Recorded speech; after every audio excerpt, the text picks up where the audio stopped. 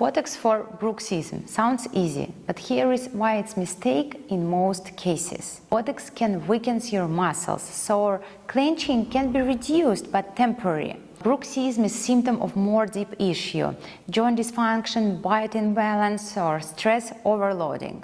So, instead of Botox, we use more advanced care, functional treatment, CT scan, MRI, condylography, and other clinical tests to treat the cause, not just symptoms.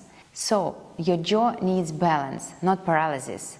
Choose knowledge-based conservative care, not just shortcuts.